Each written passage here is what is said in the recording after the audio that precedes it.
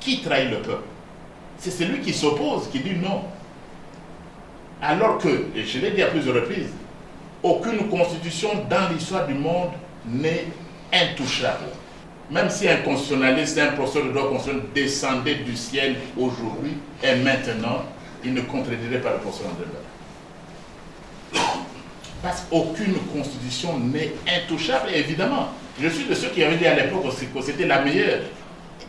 Mais je la comparais à la loi fondamentale, qui était une constitution belge. Nous l'avions hérité des Belges, proposition de loi belge. Elle était promulguée par le roi des Belges. Elle était publiée dans le journal officiel belge. C'était une constitution belge. Donc, la constitution du 18 février 2006, je disais, était meilleure que toutes les précédentes. Ce n'est pas intouchable. Est-ce qu'il y a opportunité? Mais posez la question. Quand on a changé la Bible, est-ce qu'on doit poser la question? Est-ce qu'il y a opportunité de changer la prière de notre Père?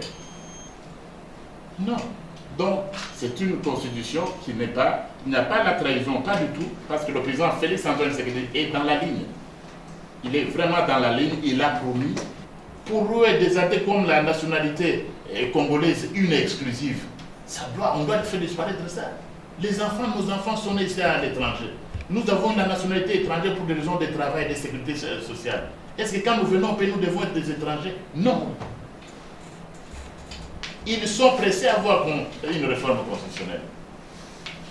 Et pourquoi d'ailleurs? C'est sous Félix Antoine Tshisekedi Tshilombo, président de la République, que la diaspora a eu ses droits à la dignité. Ils étaient considérés comme des citoyens de seconde zone et qui pourraient envoyer des millions de dollars ou des millions d'euros aux compatriotes restés au pays. Cette constitution a déjà été révisée en 2011. Où est-ce qu'ils étaient? Et je ne vous apprends rien.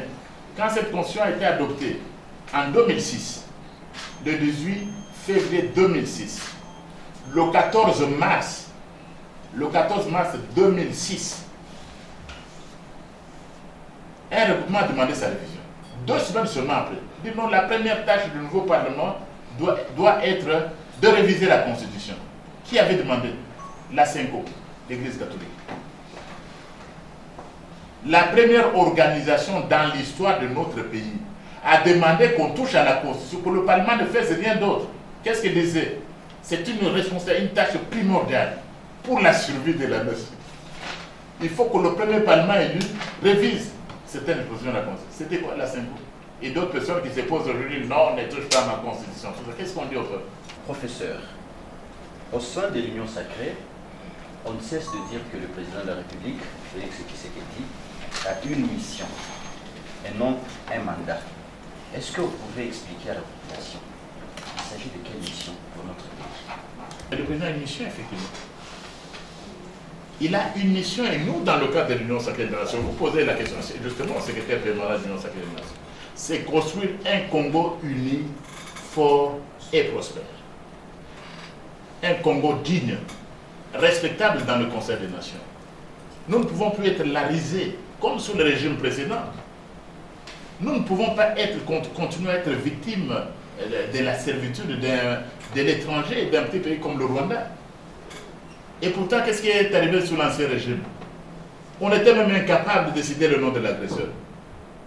Vous connaissez mieux, vous qui êtes dans le milieu de la presse. Vous ne pouvez pas citer le nom, sinon on vous prend dans les services secrets. Non. Mais avec Félix Antoine Tshisekedi, nous retrouvons notre dignité contre ceux qui veulent, pour des raisons diverses, s'accaparer de notre sort. C'est pourquoi, avec lui, et on l'a souvent dit, nous mettrons fin à l'agression rwandaise.